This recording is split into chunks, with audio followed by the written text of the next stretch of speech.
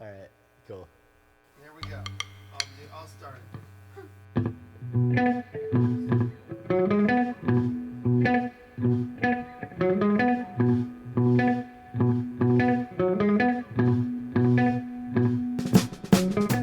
It's the final tour of Dead and Company. What? Everybody's out there going to Dead and Company shows. They sure are You- putting them pictures up, yeah. smiles. A lot going on. You do not want to be seen in those pictures wearing the same shirt you were wearing last time or the same hoodie No. you were wearing last time. You want And the dope stuff. That's right. Go What should over I to do? shoptourbus.com. Shop Tour Bus. Do it now. Listen to my voice telling you to go to Shop Tour Bus. No, seriously, go check out what Shop Tour Bus is doing. They have the online lot's coolest Grateful Dead inspired merchandise on the planet, period. Yeah. I said it. It's true.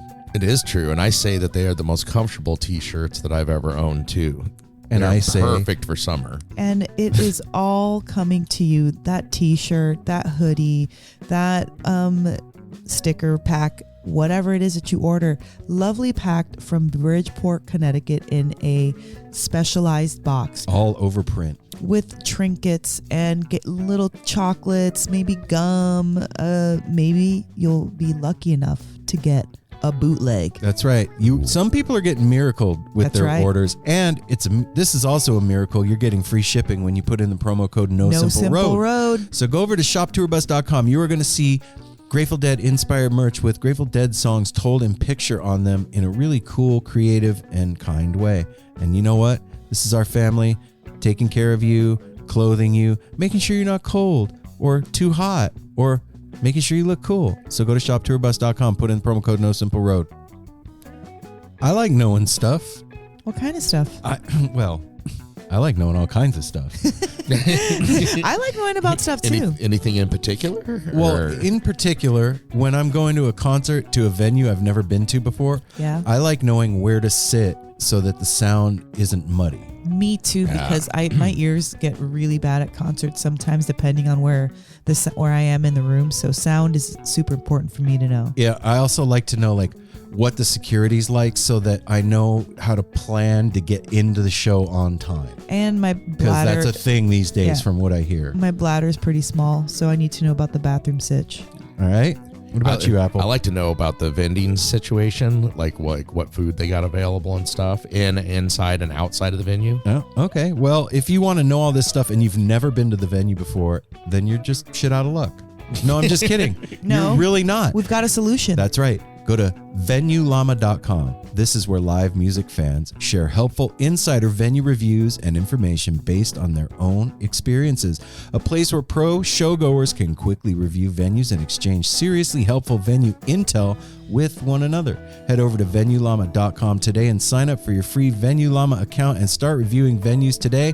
Review venues in the Llama base, upload photos in the Llama gallery, and add your favorite scene-friendly businesses, websites, or podcasts to the Friends page.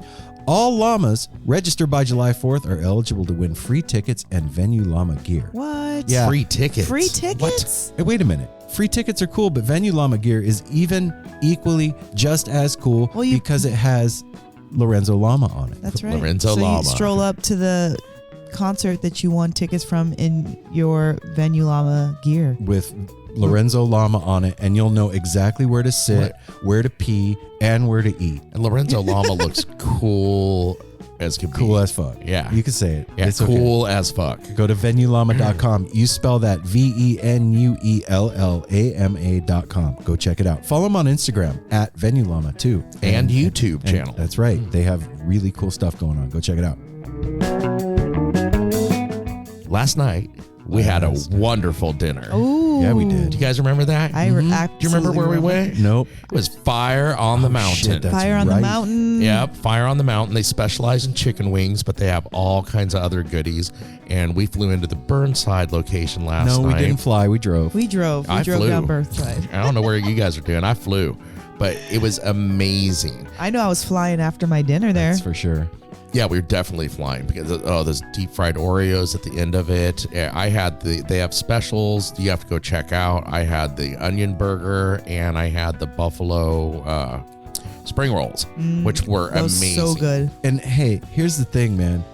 It's not just like chicken wings and burgers. It's No. also vegan options and salads. The vegan ranch was amazing. Yeah. I could not tell the difference. I It never tasted get no different. Well, I never get ranch because that's one of the foods that really messes me up if I eat it. Creamy stuff. Yeah, and I had the vegan ranch. It was amazing. Look, I used to go to my bubby's house for dinner on Sundays, and she made the best fucking brisket on the planet. And whenever your family is cooking for you, it's always good. That's true. And this is the Grateful Dead family Well- cooking for you, man. This is the Grateful Dead family making food that makes your soul Cooking it feel up. good, makes your tummy feel good. 3 locations here in Portland, 2 locations in Denver. Go over to portlandwings.com if you're not in one of those places. Get yourself some of their sauce. You can try it at home. You can get yourself some Fire on the Mountain merch. And make sure to go check out at FOTMPDX and FOTM Denver on Instagram. See what the Wow. specials are. And you know what everybody gets for free? What? A big ass smile when you go there. Dude, you know what? We went in there at was it 7 o'clock on a Tuesday night? Packed. That place was slamming And everybody smiling. and rocking. It and was yeah. it was really jamming. I was like, Uh-huh. I'm proud these guys are our sponsor. This is cool. So go It's check it great. out. Fire on the Mountain.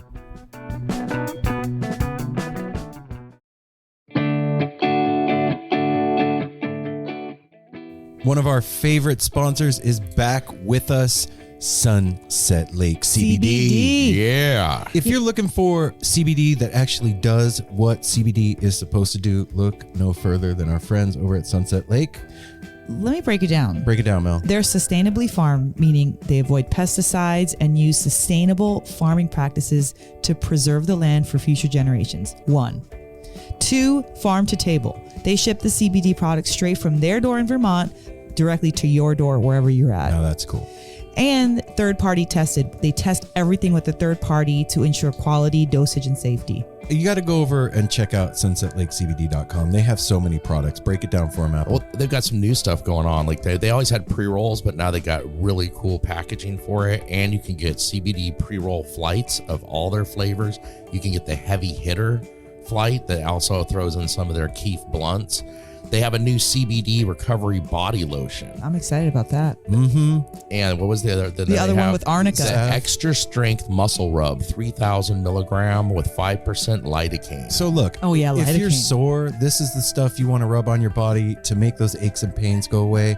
They even have CBD infused coffee, so you can have coffee without the little jitter that you get from caffeine, and you have it in the morning and you start your day off right. Your body feels lubricated. You're going to sleep good. Yeah, and also they have, if you kind of forget to reorder, they've got subscriptions. And they're giving the No Simple Road family 20% off. 20% off. Put with in the promo code NSR20 when you're checking out at sunsetlakecbd.com. You're going to get 20% off your entire order. NSR20. And don't forget those cute little gummy bears. That's right. sunsetlakecbd.com. One of our favorite sponsors is back. There is a road, no simple highway between the dawn and the dark of night. And if you go, no one may follow. That path is for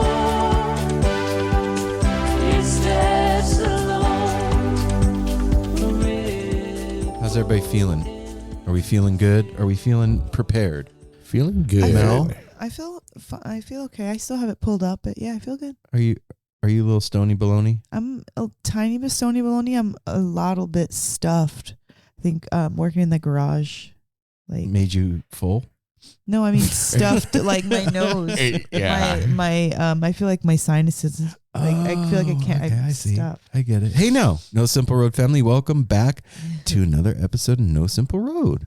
This is Aaron, This is Apple. And Mel. and we have, Wee little Darwin. we also have Darwin. We also have Young and Sick Young and Sick. as our guest on the show this week. And his name is Nick. Young and Sick Nick. Young and sick Nick. I wonder if that's a purpose dent, I don't know. an on purpose.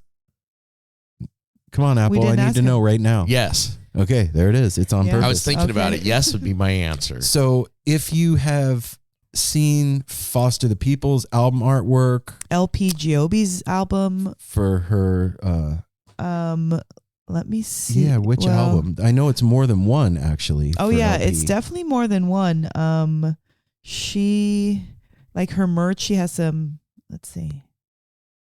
He's done artwork for Oh, so many people. so many bands, and one of the most He's done prolific. artwork for us. Well, yes, he has. One of the most prolific artists I know.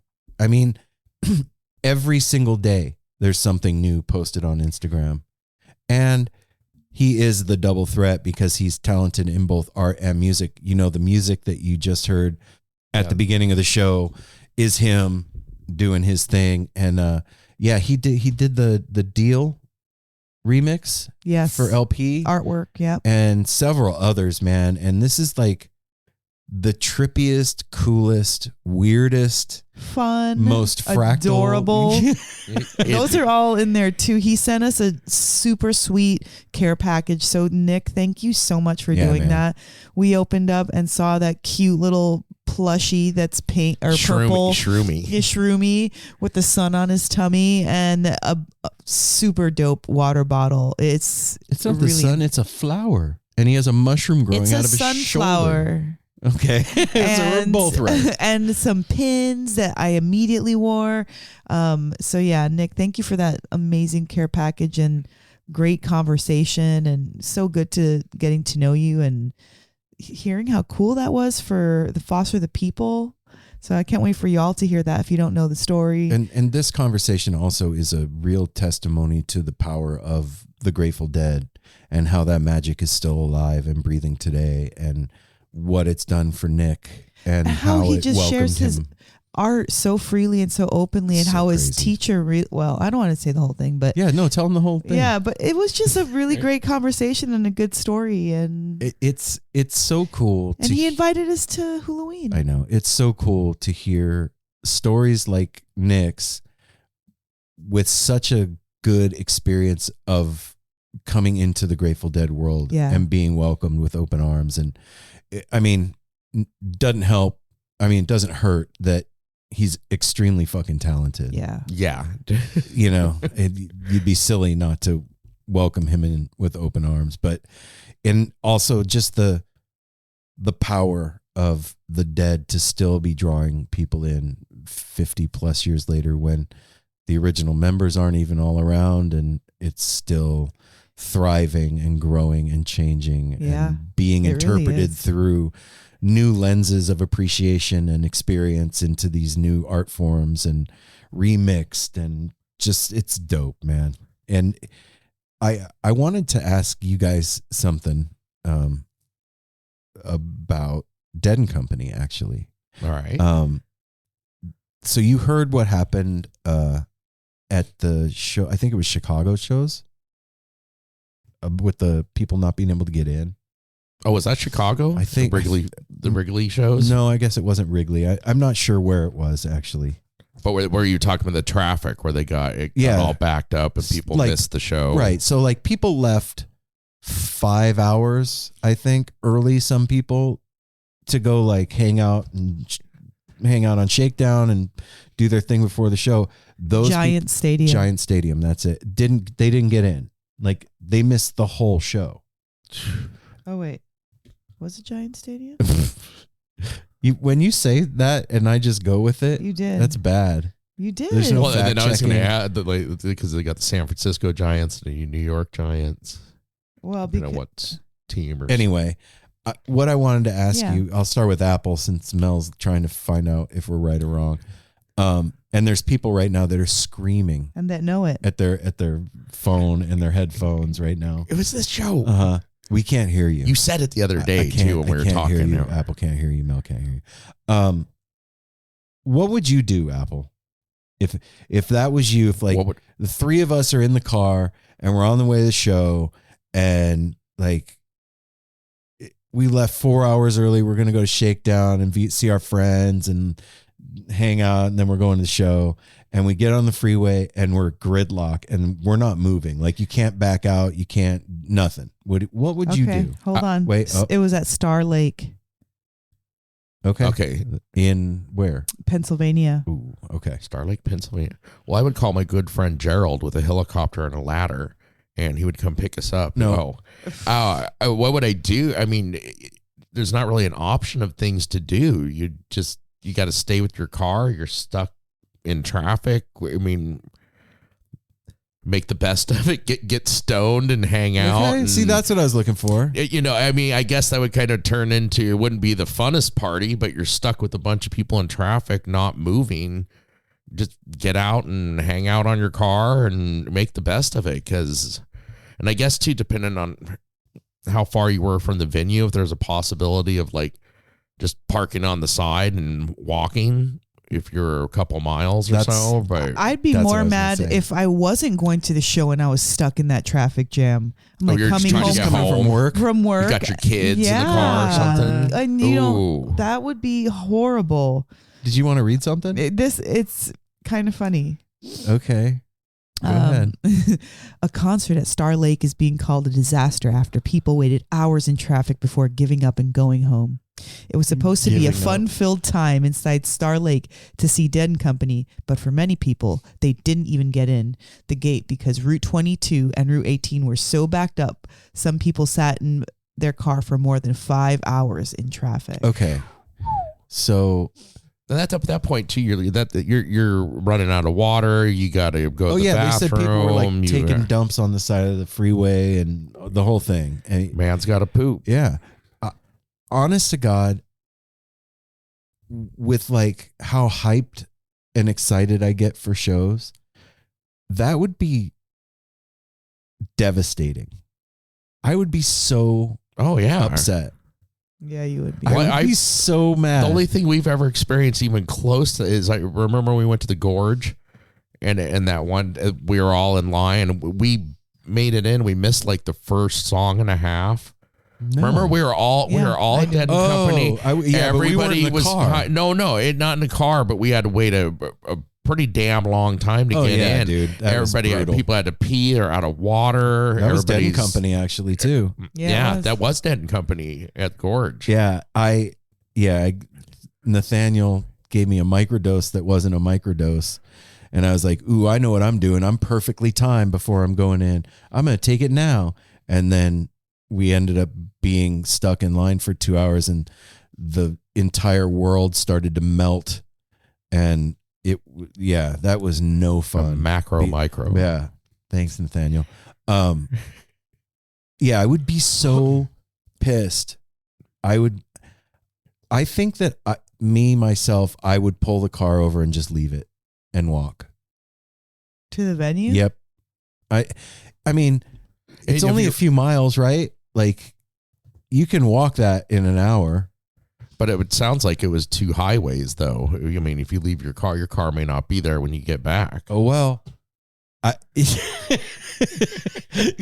mean, I'll find it. Yeah, well, that's what I say. If there was a way of pulling around the side of the road safely and leave your car, yeah. Mel's but, shaking like, her head like, no. not in the middle of a fucking highway. If I was, which is the likely story, if I was with you, I'd be miserable because you'd be so angry. And I'd be like, I don't even care. Let's get something to eat. I'm like, let's walk and get something to eat, or let's not make a big deal about it. Like, who fucking cares? I feel so bad for any of you listening. I'd make the best of it. I'd make lemonade and I'd be like, and it'd be so Have a little hard to have picnic your on the hood of the lemonade car. during that time. Yeah. I'd be like, I don't want lemonade. I want to just Yeah. complain right yeah, now. and I'd Yeah. Just lemonade it'd sour. weigh me down. Ew. For any of you Why is it so listening cold? that were in that debacle, I'm so sorry. Sincerely I know. sorry. That's Sorry, a bummer. guys. That What- sucks. I For no matter what reason it heard was. stories of people that like, this is the last tour, and I spent all this money on tickets, and I was going with my dad to his first show, and like, man, these are that's a big drag. deals. These shows. Yeah, Like, these shows are big deals. A lot of people spend tons of money, take tons of time off, make tons of merch to sell. Yeah, There's a lot that goes into these shows. So when they get canceled or that you don't get to go to them, it's a huge letdown, and that in itself would suck. But I always, You would always find the I brighter really side. do. You I are just- sunshine I just wouldn't be. I'd be like, all until right, you're well, not, and then Yeah, it has to be something Watch really out. devastating for me, but that wouldn't be it. yeah, man. It was just sad. Yeah. And it made me think like the companies that are running this shit got to do better, man. Like it happened from what I read, it happened because a company didn't hire enough parking people, and Look, who knows? throwing a festival anywhere or a concert or massive, concert, it is hard to staff so much, like something that has so many moving parts. It's hard to staff that appropriately. I saw when I went to another festival, it was a debacle to get in there too. It was insane, and people were waiting those 3 to 5 hours. Luckily, we just got there early, and we were, skated right in. Well, we waited a while stupidly because we weren't that far from the front. We saw what was happening, and there was not enough staff. Literally, Yeah. they didn't have anybody to like say like, okay, follow so and so, and then they would wave the flag and be like this way. They didn't have anybody else to. Yeah, that's with the flag. that's what I heard happen here. There just wasn't. People were just like So where do you jammed park? up. Yeah, like where do you park? Where do you like do And anything? parking's a big issue Oh, it's huge. at all venues, and so just about. Parking's a big issue in our driveway. Do you remember It's true. reading about it in Country Fair? Yeah. They learned over years. That was always one of their biggest issues, and it's one of the biggest complaints with any venue. It is from neighbors.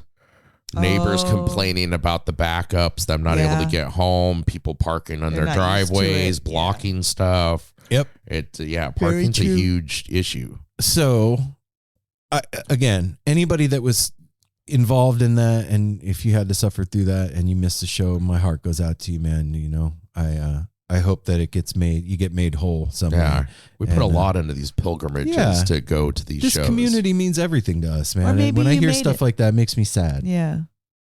So, anyhow, What? should we get them to the? Yeah, they want to hear all about Young and Sick's career and listen to his music. All right. So here's the thing.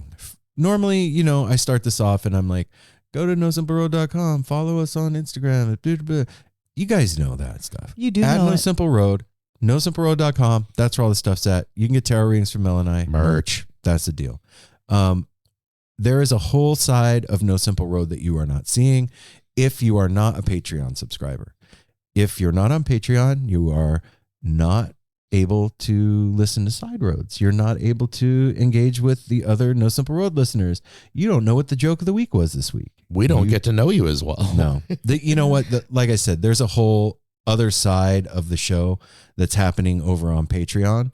And I would love it if all of you would go over there and get involved with each other. And, it's all about community, man. And that is like No Simple Road's little social media Yeah. land where we can hang out with each other and don't have to worry about weird trolls. And Yeah, it's shit happening. it's like the clubhouse, the community center. Yeah. where everybody gets to hang out. So if you listen to the show all the time and, you count yourself part of the No Simple Road family, why don't you consider going over to Patreon, throwing $1 a month our way and being part of the community with us? That'd be Yay. cool. Check it out.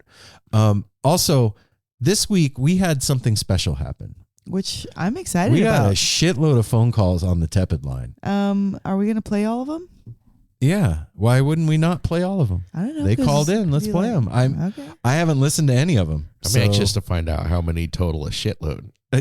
Well, in this case, it's No, don't one- tell us. Oh, No, okay, don't tell okay. us. You want to? Yeah. So I'll figure it out. we have a phone line. It's called the Tepid line. 971-808-1524. the tepid line. 971-808-1524. And basically, it's open mic night for the No Simple Road Open family. mic. Yeah, there's And, no pressure, no operator standing by to hassle you, Yeah. nobody to call you back and bother There's you. no right or wrong, okay? No, there's Just not. only legible and illegible. That's true. That is true. We've had a couple illegible. Let's check it out. Let's see what the first one is. Hello, this is your favorite note, F sharp, because F sharp doesn't get enough love. I'm calling from the inside of the ether. When can F sharp come out and play? Dr. John has a message from the great beyond. Holy shit, we got a message from Dr. John from the Great Beyond. Wow. F sharp. Yeah, why can't F sharp come out to play? All right. Thank you, Dr. John from the Great Beyond. That's Hell of a band in the Great Beyond. We know that. All right, here we go. Here's the next one. Anthony, where's little Tony? Anthony, tell him he's got to get out there. The cops called me. You need to get out there now. You hear me, little Anthony? Give me a call back. All right, he's coming. Yeah, don't worry about it. Okay. Wow. Is that Tony Soprano? I think we got a call from Tony Soprano on that one. All right. Here we go. Anthony, Next. call him back. Hey, man. This is Craig. I love what y'all doing, man. It's like so nice. Yeah, just y'all be sharing. It's beautiful. Like, I don't even know, man. Just thank you. Keep on keeping. Right Oh, on. yeah. We'll keep on keeping. Definitely going to keep on keeping Keep on for sure. keeping. All right. Next. Hey, Aaron, this is your stomach from the South calling, and we have a message. Eat something. We know you're hungry, Bo, so eat something. Fill yourself up. Thank you from your stomach. Hell yeah. Wow. Your stomach sounds kind of like Theo Vaughn. It kind of does. Okay. This is another one. Hey, No Simple Road family. This is David from California calling again. San Francisco. I'm going to have to start carrying a notepad in my car for the things I want to say to you guys, because every episode makes me want to give you feedback in some way. I'm listening to older episodes and was just flabbergasted by some of the stuff that was being discussed. It was, well, one of the episodes was the DSO recap, where you didn't really recap the show too much. It was mostly a discussion about psychedelics and esoteric type stuff. And my thought with something that was in that episode, and I do apologize because I can't remember exactly what it was that made me think of this, but you guys are always talking about the feeling of a dead show and the connectedness. And so I was thinking, you say Jerry is at every show, and that the live shows keep us connected to the original intent behind the music. My thought is that since those shows are recorded, every time somebody listens to that show, even now, they are back in that arena, Yeah. that club, that venue with the rest of the Deadheads listening to that show and experiencing that show. And I think that's why it feels so well connected, because you're not just connected to the Deadheads from that show. You're connected with Deadheads from time down the line. Anybody who's ever listened to that tape or that file on archive, replay, wherever they're listening to the show. So that's one thing. And the other is, I'm fairly a new Deadhead. You know, I'm as old as you guys are. I'm 52, but I have never been to a Dead show. I've never been to an affiliated show. What? But I think I get the feeling. And Aaron, you say you enjoy seeing it on people's faces, and Yeah. I could see me kind of getting off on that same thing as well. I hear it in your voice, the joy and the love that. He got cut off, man. I guess I used up all of my time on that first phone call, so I'll be a little quicker on this one. And Mel, you'll probably cry again. So get the tissues ready. Uh-oh. Because I have never been to a Dead show, I listening to you guys and your guests and your the fans who are on the show talk about their first Dead experiences. I think that you guys are kind of like that for me, in the fact that, Holy shit. as I said before, you know, I hear things that I need to hear when I listen to the show, and it's almost every show. And I take away something positive from every show, and I feel the love that you guys are putting out there, not to each other, to your guests, to the fans, and I think it's a very similar vibe, and that having not ever been to a show. I hope that makes sense, and It does make sense. anyway, I love you guys. I'm really enjoying these old shows, and as well as the new shows, so thank you. Thank you for putting out this love, this joy. Oh, And man. we all love you guys. Wow. Damn, David. David, that Oh, as always, David, thank you. ooh, there's a lot of things I want to say about that, but I think you kind of there's no way to tell anybody how or what they're feeling. You can't interpret what someone's feeling for them. So the only way that you can understand that is through them expressing it and kind of giving the best description that they can. And I feel what you're saying when you're saying it. I feel it. And so that leads me to believe that I know that you feel it when we're saying this, and that first part of what you said is about going to a Dead show and you're listening to it with all the people that have ever been there, who've ever tuned into that recording of that show. That love that we have on the show, it does exist on that episode, and it does come out again. And they're living episodes. They are living episodes. They are trapped in time, but they were so great, and they made us really emote and feel smarter or closer together or enlightened somehow, or like more like connected. And so I'm so glad that you're so able to articulate what you're experiencing, because I experienced that while I was making it, while we were doing it. Like, yeah, when we do this now.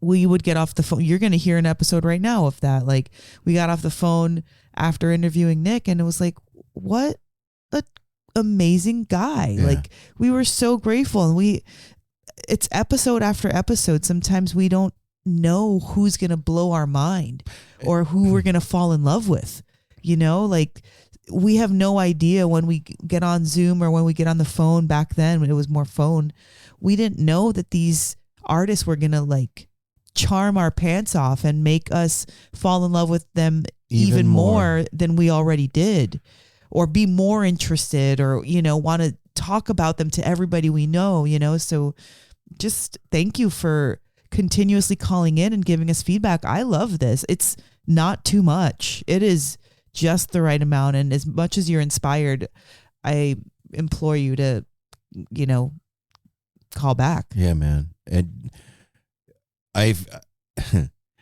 feel what you said, dude. And I can't think of a higher compliment for us, for who we are and what we do, than what you just said. Like, for real. And that means a lot, dude. So just thank you. And I hope that if you don't go see some iteration of, like, even Phil and Friends or something, if you have not done that on your own, Come with us. That's what I was gonna say. That was it. Oh, okay. Yeah. I was gonna say, hopefully we get the chance to do it together. Yeah. Yeah, man. That would be ultimate coolness right there. We have one more. Okay, let's do it. All right, here we go. Hey, what's going on, everybody?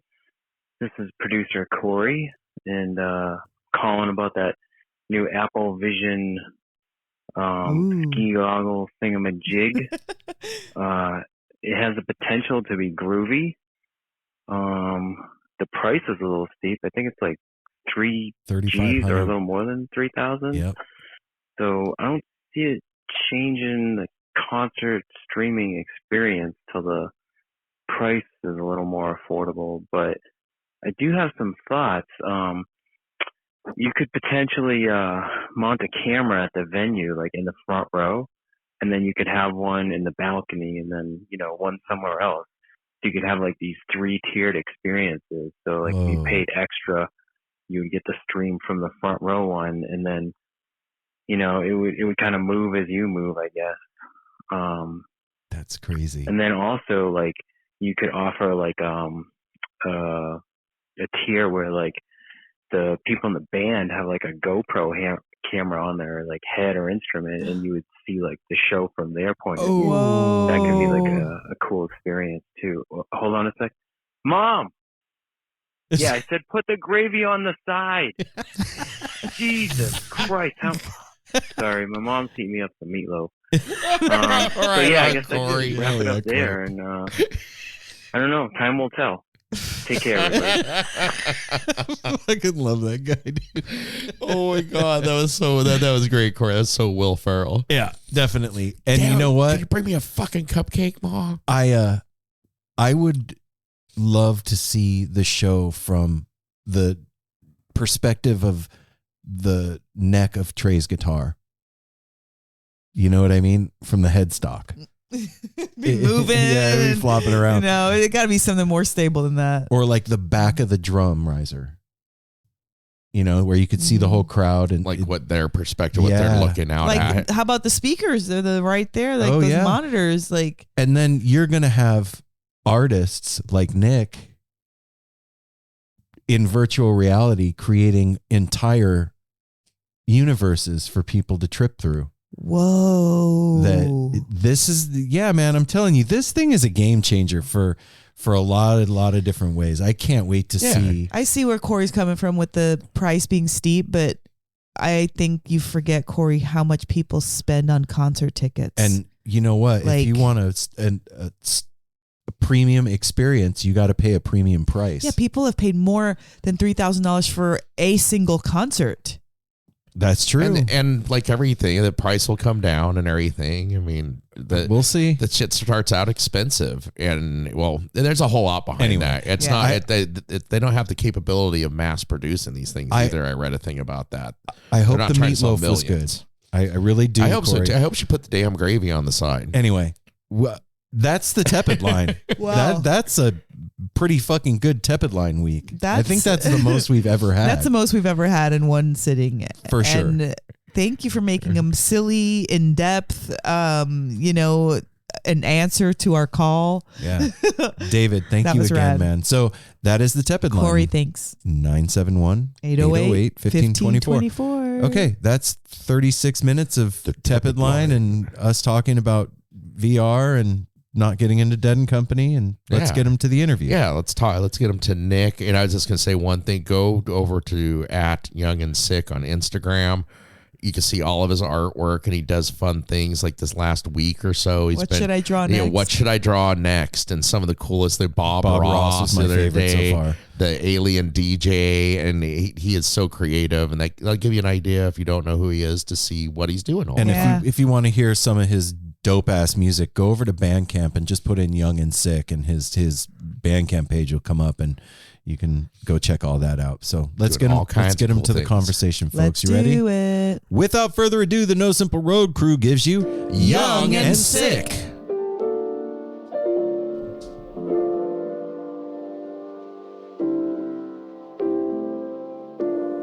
Brother from another lovely mother, I can't let anything happen to you.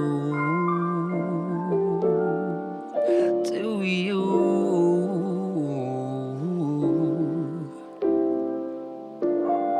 Baby, it broke my heart to see you fall, and I fell apart outside the hall.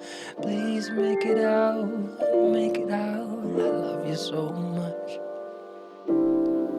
You're gonna be okay, be okay. That's all I wanna hear today, be okay. You're gonna be okay, be okay. 'Cause I can't do this without you, baby.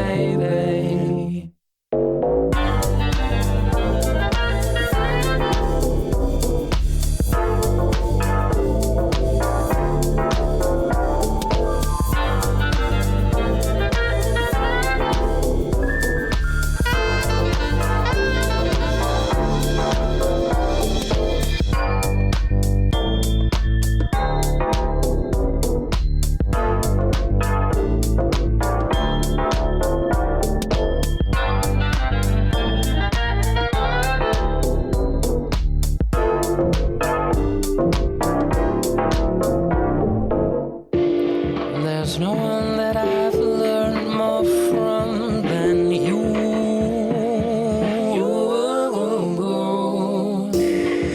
No one makes me laugh like you do. Baby, stick around, make me proud. Can't wait to be an old bastard with you. 15 albums, 12 novels under the belt, and maybe a nice suit or two. You're gonna be okay, be okay. That's all I'm willing to hear today, be okay. You're gonna be okay. 'Cause I won't do this without you, baby.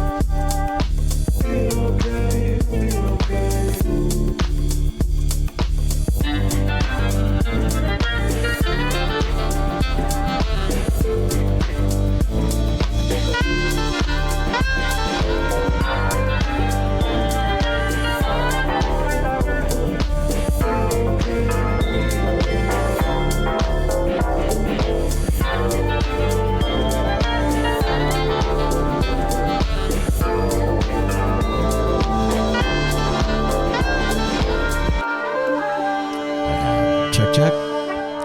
You do. You're good at embracing Santa. Check. You're very friendly. Hello. Ho, ho, ho. You're also very givey. Nobody's getting shit this year. Fine. Everybody's bad. Oh, wow. Santa's keeping all the shit. All right, he's here. Yeah. Nick, what's up, man? Hello. Right. What's up, man? Yeah. Oh, technology. You love I'm it? not great at it. I do love it, actually. How's your day, man? It's great. Yeah. It's good. A tad bit hungover, but it's That just happens. That's fine. There you go. pour some on top of it. And Fix that. See what, Hell yeah. we'll see what happens. How are you today? I'm awesome, Good, man. man. It's good to finally see a face behind Yeah. the majestic artwork that's out there. Yeah. I appreciate it. I love your color scheme, man. You're looking great with the green and everything. Thank you. Nick, I'm Thank you. Aaron. How's my Nick? Good day. How's my audio? Is everything good? You sound Yeah, it fabulous, sounded man. great. All right, Cool. Nick, this is Mel. Great. Thanks for hanging out Mel. with us today. Yeah, I'm excited. I've been looking forward to this. Oh, sorry. Go ahead. Oh, then Apple. I'm Apple, the yes. third one here. Welcome, Yes, Nick. I'm familiar with you all. I'm a big fan of the pod. So Yeah, Well, thanks for coming familiar. on. Yeah, we're a fan of yours. I wore our shirt today just for this. oh my God, Yeah. that's amazing. Yeah, man. Nick, just for everybody out there, why don't you introduce yourself to them? I am Nick, and I make weird art and sounds, and I'm from the Netherlands, which I think is a bit of an angle Yeah. for a Deadhead. I started making art for dead related things only a couple of years ago. I was always a fan, but always lurking from the side. So Right. I came on the scene not so long ago for a lot of people, but yeah, that's who I am. Wow, man. How come you were lurking on the sides? I don't know. I always loved it so much. It was just sort of like I don't know if it was intimidation or just from how beautiful all the other art was, and just okay. like sort of, you know, I always felt like in my mind, and this is me overthinking things, is that it was going to be sort of gate kept, and that some random Dutch guy coming in going like, "Hey, look at me." It was not going to be a good thing, but the opposite was very true. I was I was welcomed with open arms by Really? pretty much everybody. That's actually really cool to hear. I mean, there's a lot of stories and experiences to the opposite of that. And that's 100%. That's cool that you had that experience, man. Like we talked to LP Giobbi maybe about a month ago. Yeah. And, you know, she remixed Jerry's album. And when that came out, she caught a lot of flack from the community. 100%. And I mean, I always say that the Deadhead's biggest enemy is other Deadheads. Fuck, man. You're saying that's a mouthful right there. That's honestly the truth. And that's a trippy thing, dude. Think about like what the ethos of the Grateful Dead represents, what it is, what like when you finally, like whatever it is, got the music, what that meant for you, how freeing that was, and what a beautiful thing. And then to have that be the experience for some of us in the community, that's unfortunate to say the least. Very much. But I'm so. glad that you didn't have that. Yeah, it reminds me of one day I was walking around Whole Foods and I saw that there's a brand called Gotham Greens out here. I don't know if you have it over there, but they did a lettuce with the bears on it. There's basically like a big cutout on the front that had the Grateful Dead bear on it. It was like, oh, that's awesome. And I looked on the package and it was also like it was a charity-based thing. And so it was like, oh, this is great. I wonder if the Deadheads are going to say something bad about this. And then also they put it on Instagram, and it was just all these comments of people just being super mad about lettuce for charity. It's just like, if you can't get lettuce for charity past the finish line, like what can you do? Fucking take it easy, man. Wow. Relax. So Nick, it's tough. It's tough out there. where are you in the Netherlands? Are you there now? I'm in Brooklyn. You're in Brooklyn. Okay. I became a Deadhead on American soil. All right. Okay. How long have you been over here? More than 10 years, I'd say. All right. Between LA and New York, but in New York, I'm sticking in New York, I think. Is there a Deadhead scene over there? In the Netherlands? Yeah. Yeah, there is. It reminds me, basically, when I started getting deeper into the Dead, maybe 8 years ago is when I sort of got more of the records and got deeper into it, because my dad is a big music guy and he always gave me all his extra vinyl and always got me into a lot of, I would say, more classic rock and jazz and soul and that kind of thing. But sort of the more psychedelic thing is something I really fell into myself. Mm-hmm. So when I sort of said like, hey Dad, why did you never get into the Dead? His response was that in 81, my mom and him drove to Germany. Well, we're very close to the German border, so it was quite easy for them to go to German venues, and I used to do it too when I was a kid. But in 81, they went to the Who, and it was a double bill Who, and then after the Who was the Grateful Dead. Oh shit. And so this was also at the time that the Dead was started broadcasting their shows live on the air, which, in 81 and in late 70s was unheard of that you could do that even. And so they had their truck to broadcast the show. And so my parents watched The Who, were blown away. That was their band. They absolutely loved them. They played a great show. And then afterwards, they saw a bit of the Dead. And after an hour of that, they're like, all right, how long do you think this is going to go on? And it was mostly, the whole parking lot was just American cars who took a boat over, or what they were doing just to travel with the Dead in Europe. Right. And so there's a lot of American cars and a lot of Americans in the crowd, but then the people that they talked to, they're like, oh, they're going for a while now. So my parents started they were just like, okay, like, this is great, but we got to work tomorrow. It's getting late. They got in their car, but they tuned the radio to that channel to like listen to the rest of the show. Right. And they drove all the way from Germany, like maybe an hour and a half, 2 hours back to their house, just sitting in their parking, like in front of their house, just like, when is this gonna stop? And then they got back into their house, tuned the radio back on, and at some point they're like, we got to go to bed. Like, this is insane. Wow. What I always think is like, jam bands aren't really a thing in Europe, like even if Dave Matthews plays in Europe, he plays an hour and a half set. Really? Goes to bed. It's just Europeans don't have the same patience, I don't think, or the drugs are not as good. I don't know what it is. It's go ahead, Apple. No, I was just gonna say, I bet the drugs are just as good. Recording in progress. That was me. I forgot to record the video. What a dummy. Oh, okay. We got the audio. We're good. Man, I those shows in that Europe tour at that time period are some of the best Grateful Dead music ever. Like, to have that be your first experience for them must have been jarring, to say the least. What was your entry into the Grateful Dead world? I always, my first memories of it was record covers. And I think a lot of my memories in general for music have always been art, just because I'm just an art head, and looking at my dad's old record, or my parents' old record collection, is what got me into art, really. So when I saw any of the Dead art covers, I was always just like, this is the most beautiful thing I've ever seen.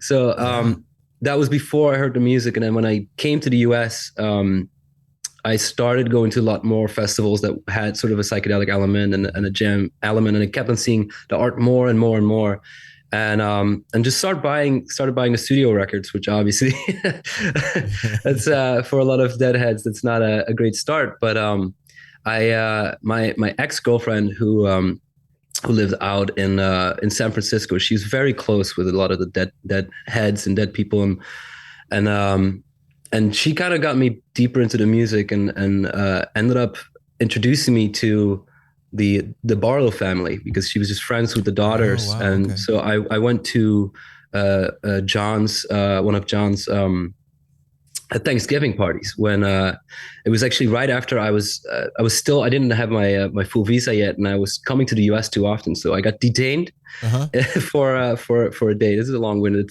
way of saying please, how we got all day, man. Go for it. Yeah, it's our but, show. But basically, I got detained, and it was a grueling, like 20 hours in Philadelphia airport, and they finally let me go. I fly out to San Francisco. I get picked up by Max, and we drive to John Barry Barlow's house. And I had no idea who he was. She didn't introduce him to me as like, hey, this is this guy that wrote, some of the biggest songs, like some of these amazing songs, or was working with Bob Weir and stuff to say. And I was also still not fully into the Dead to that level, so she had no reason to say it. And but as soon as I met him, I realized I'm in front of greatness right now. I'm in front of this person that's just like such a wild energy, and when they were doing the celebration where they asked everyone what everyone was grateful for, and I said I'm grateful that after this insane moment of being detained by these really harsh police officers, these TSA officers, that I get to sit here with you and like have this beautiful meal. And John said that you stole my grateful. And I was like, what was that? What do you mean? He's like, I was going to say, I'm glad that we got to give you this, like, after that insane moment.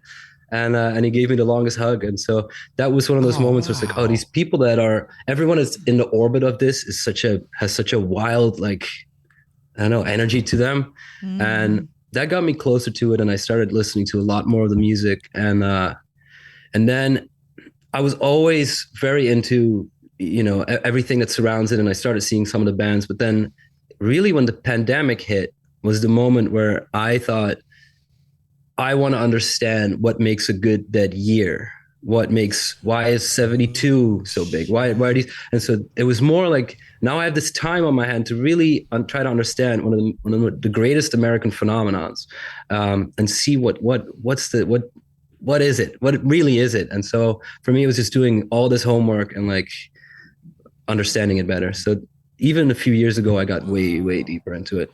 So wow. Okay. It's like levels, you know?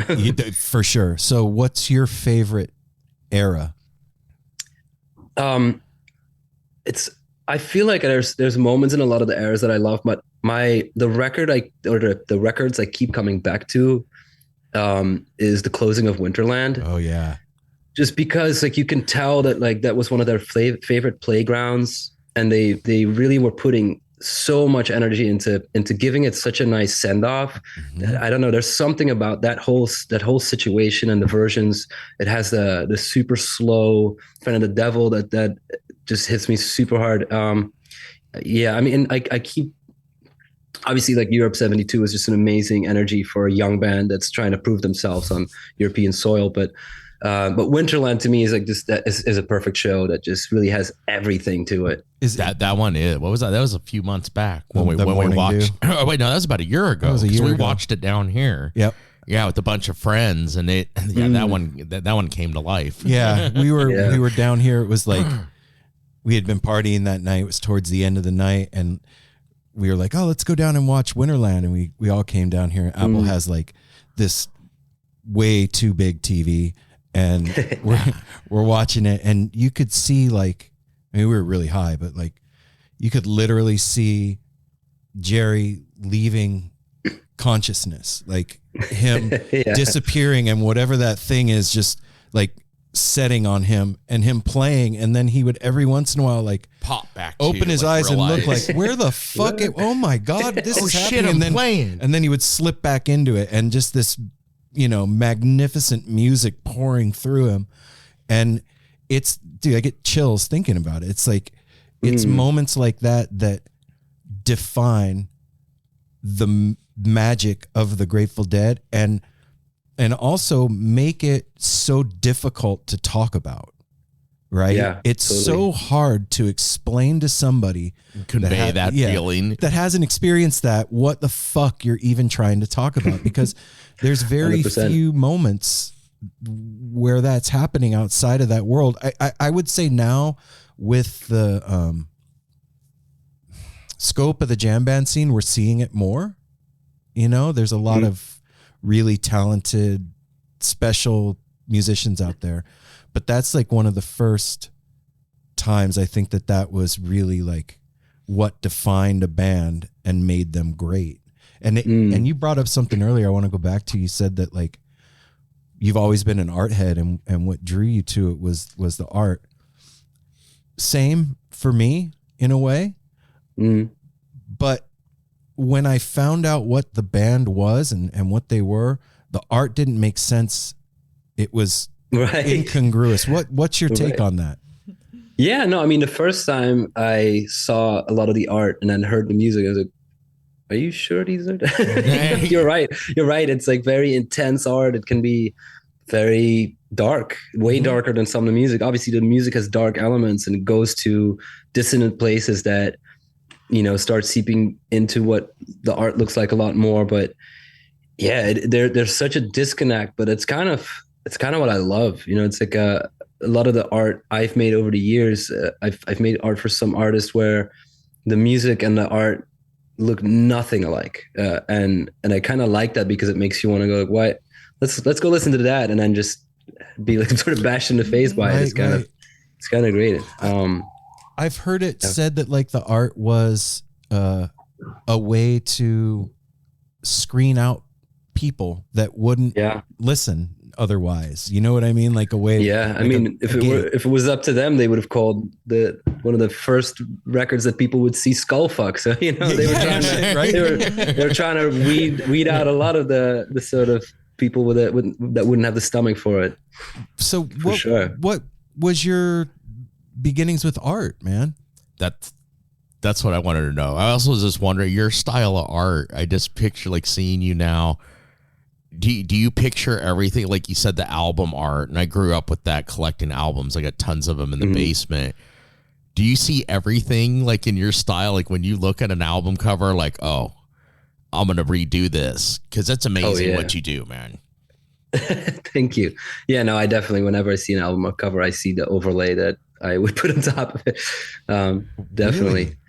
Really? The way I got my start is I went to a design school in the Netherlands, but kind of before I went to that school, I was always drawing. Just my like I think every child draws, and then some children stop and some it gets worse. Yeah. It just got much worse, right? Or better, I don't know.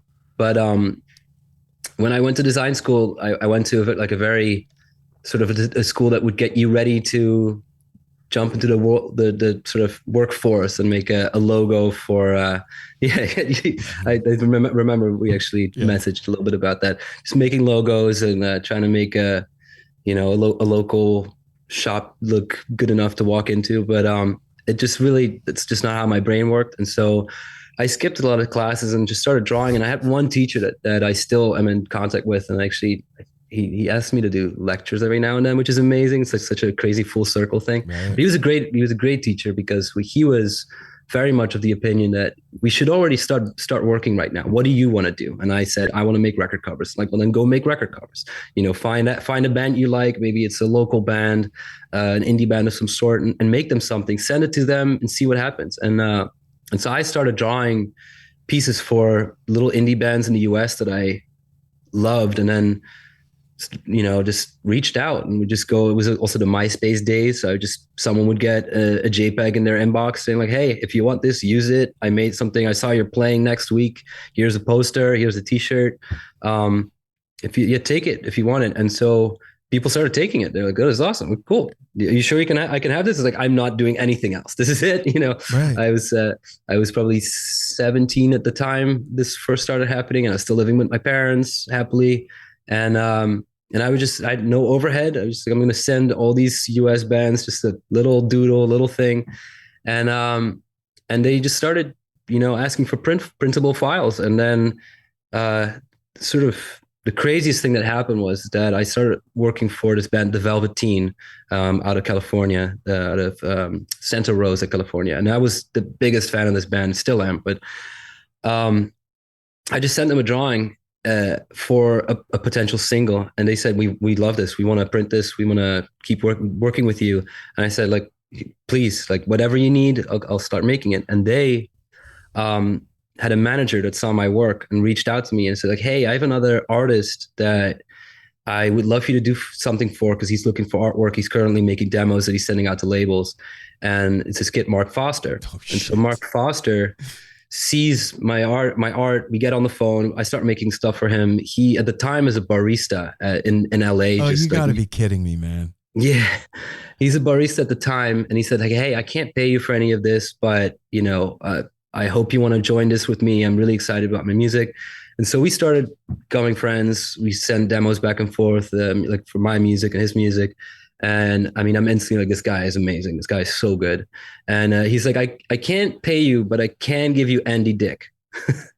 And I was like, wow. And I was like, News Radio Andy Dick? And he's like, yes, News Radio Andy Dick and I are friends. He needs a comedy album. He can pay you. And so Andy Dick was my first paying client. Wow. Yeah. So he gave me Andy Dick. But Andy Dick was very much off his meds at the time, or on the meds maybe. Who knows? So he would try to pay. He once tried to pay me in seahorses, which I said wouldn't ship to the Netherlands. Otherwise, maybe. And then he would pay me. Sometimes he would pay me in getting on the phone with Tom Green, which is one of his payments. Whoa. He's like, I can get you on the phone with Tom Green and Marilyn Manson. They're sitting next to me. I'm like, okay, you got it. I'll do it. What? Marilyn Manson maybe not so much anymore at the time. Absolutely. But so he gave me Tom Green. Very long story short. I don't hear from him for a little while, and he calls me back. He's like, hey, Nick, this is Mark. And he's like, hey, Nick, I haven't spoken to you in a little bit because I've been talking to these labels, and I think I wrote a hit. because these guys are on my shoulder. They're really trying to get me. And are you still down to make this art? And it's like 100%. And that was Pumped Up Kicks. Oh my gosh. He sent me the demo for Pumped Up Kicks. I heard the song. I'm like, yeah, you made a hit. You're right. And so we made like a little 7-inch, and it blew up. It became number one everywhere. And so that's how I got my start, just sending out art for free and then landing this person that just, had my back and just. Good job, Nick. Good freaking job, man. Like, look, man, sometimes your teacher saying that to you, he could have been like, no, get your head back in the books and let's do this the right way. Let's, and he taught you how to be an entrepreneur. He taught you how to go after what 100%. You like and like how to stay true to yourself, because you liked this band. So you would have wanted to do this anyway. 100%, right? no, like sure. You listen to the song, you're like, fuck yeah, I want to do something that can accompany that. And this is all because of a suggestion of a good teacher. Sometimes 100%. that's it. That's like, it's just like the confidence, like, yeah, go out there and do it already. You don't got to be in school. What? Like, and now look at you. 100%. That's freaking dope. Congratulations for following that wise advice. What an incredible stories too. Yeah. That too. Andy Diggs paid me and trying to pay me in seahorses, hanging out with Marilyn Manson. This happened. Wow. I know there's a lot of name checking in there, but it's all good. It's just how that's your life. That story goes. That's your life, dude. It's weird, Nick. Like, we've run into that problem right there. Is it a problem? Because this is what we do now, right? Like, and those are the people that we've talked to. So when you're having a conversation, sometimes I'll be like, fuck, do I sound like am I doing that thing? But no, you're not, because it's fine. they're just living my life. They're just people. Yeah. They're just normal people like we are. Here's a weird question 100%. About all that you just said. Like, you're in school, you're doing, your teacher tells you that, and now you're sending out art to bands, and Pumped Up Kicks blows up, and you're doing the thing. Are you happy doing it? Oh my God, yeah. Well, the thing is also, so in terms of timeline, what had happened is I started working with Mark while I was still in school, and then we had a relationship of me sending stuff and him sending demos for a couple of years. In that time, I dropped out of school because my grades were bad, because I was just always just in a room drawing and sending people art and just not going to all these classes. And, I tried to have a discussion with the teacher going like, look, I don't think I'm ever going to be good at math, but I also don't know if I'm going to need it so much with what I do. Right. I think so far I've sent 3 printers something in the wrong dimension. It's okay. Like, they'll send it back. We'll get it fixed. Right. That's the worst that can happen. So I dropped out, and I ended up moving to London. And while I was in London, I just the idea was that because I dropped out of school without a diploma, I was just working in retail, just at fashion stores. And at some point, I was like, I could either do this in this small town near my parents' house, or I can move somewhere else and do retail. It doesn't matter where that happens. So I moved to London with a little help from my parents.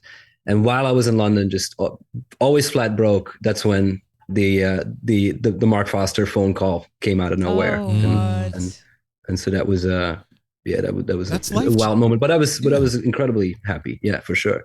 Because you hear stories of people that are chasing their dream, and then their dream comes true and it's not what they really wanted. You know what I'm saying? In the end, and they're like, fuck, now I got to figure out something else. And it's cool. I could see it just by looking at you. You're a happy dude. Like, it's cool to see that happen. And especially the style of art that you do is so happy and fun. And like, I went to design school too. Everybody's art is derivative of everybody else's shit. It's like everybody's stealing from each other. And when I saw your stuff, I was like, wow, this is different. So than unique. Anything else that I've seen. I appreciate that. Yeah, man. Thank so you. what was the inspiration for the style? Is that just you? I like to think so, but I'm sure it's not. If I think back of just like when I started making art, I think I was, if anything, influenced by it was sort of the height of indie music, especially sort of UK and US indie music, where bands were starting to work a lot more with illustrators. And I think they were kind of ahead of the curve because there was a long period after that where people weren't really using illustrations. Now I think we're back a lot. I think this illustrations are on every kombucha brand and every record cover. But back in the day, it's just I was inspired a lot by just small, weird indie labels putting out the most insane covers that, you know, were just, you would just look at someone's catalog and I mean, just be mesmerized, because a lot of these bands weren't big. They were just a local Vancouver band or local Milwaukee band that just had the most insane art because they had one illustrator in town that just made the art for everyone. And I think maybe I got inspired by that movement more than anything. I think that's what happened. But then I think I started implementing it in different places. So I think slowly got myself out of what initially brought me there. You know, it sounds the same, honestly, as like the way that you see the timeline of the Grateful Dead and artists like Griffin and Stanley Mouse and those guys coming up at the same time the Dead were. They were just illustrators at the time. Yeah. And the Dead were like, oh, these guys have dope shit. Let's use their stuff. And it's kind of that DIY mindset that has carried through and brought such fabulous art into the music world. And it's kind of one of my favorite things about the music scene is the art that goes along with all of it. It's so important. It's so important. It really does set the tone and the mood for what you're about to hear, even if they don't match that. Like we're talking about, it still is doing that thing. Is it when you get asked to do somebody's cover, can you talk to me a little bit about what like your process is for how you go through what you do? Yeah. I mean, with album covers, it's usually, I try to get an advanced copy of the music and just listen to it as much as I can. When I did an album cover for Maroon 5, I didn't listen that many times. Got to be honest, but I listened the first few times. But you heard all you needed to hear. Yeah, you know, I get it. It's kind of like the other. Yeah, got it. Still sounding like that. That's cool. But no, there's a lot of people that are really. But no, I usually try to listen to it as much as I can. I mean, I did when I did the art for your one of your last guests for LP Giobbi's. So good. For that one, she gave me or her label gave me an advanced copy of what they were doing, and I loved it. And so just, you know, with that one, obviously I had the Garcia cover as a platform, so it was sort of autopilot because I'm just tracing over a previous piece of art and adding a world on top of it. But no, usually I just get stupidly stoned and just start drawing for a while. I don't know if there's much more to it. I don't sketch. It's always like black pen straight to paper. So it's just kind of, For real? No sketching, no like Procreate, no write. No. I just use a micron pens. Wow. Whoa. Okay. That's intimidating. I also love when you added I get incredibly stoned because like that right there it'd be like okay. Well, I don't know what I'm doing now. Well, I mean, let's take the LP Giobbi cover for instance, especially because it's Grateful Dead related, and like I told you, she got shit for that. Yeah. Have you caught shit for the art from the community? What's up, everybody? If you're like me and you're trying to do better for yourself and what you eat in this new year, I have something really cool for you.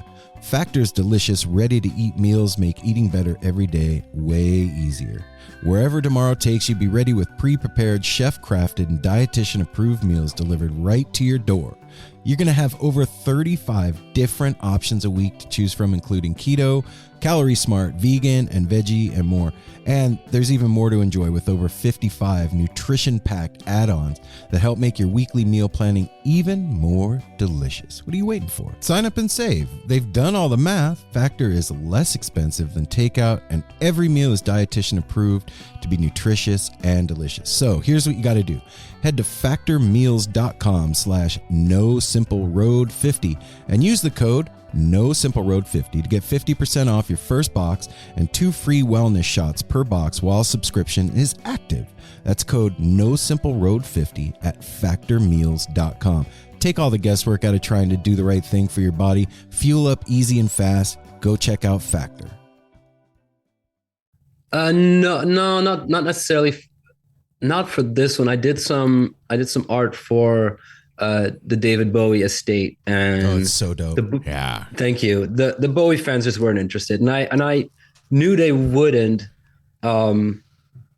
just because they're not looking for new, And I think they're living in nostalgia. I think the biggest thing about the Dead situation, where there's a lot of people are catching a lot of flack, is that the people that are mad, it's just not for you. It's just like, this thing was made for something else. And also when people like when people, especially with like a remix of a Dead tune, for instance, like, you ruined this thing. Now the other thing is still right there. You can listen to it. You can grab it wherever you want. It's there. There's also just I didn't ruin it. No, it's just, there's this also a new thing now that got born from this. Someone got very happy and did this thing. This is made by happiness. And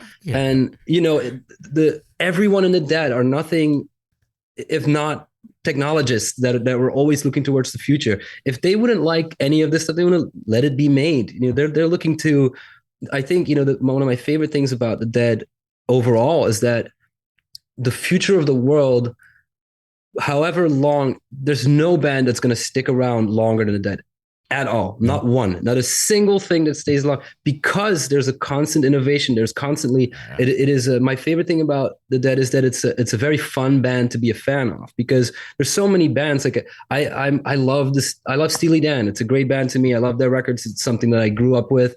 And when I was a kid, those were some of my first albums. Like Asia was something I fell in love with by myself, but my dad gave me the vinyl. I was like, I love this so much. Same here. Same here. But man. Steely Dan is not a fun band to be a fan of. Like, no, they don't. Donald Fagen is an asshole. Like, yeah, they're a studio band. When they do little tours, and I love him for it. I love that he's a grumpy dick that I love. He also, if you listen to the albums, they're grumpy dick records. Oh yeah. But Kid Charlemagne. That's what I love about them. That's a good label name. I like that for a label name. Grumpy Dick Records.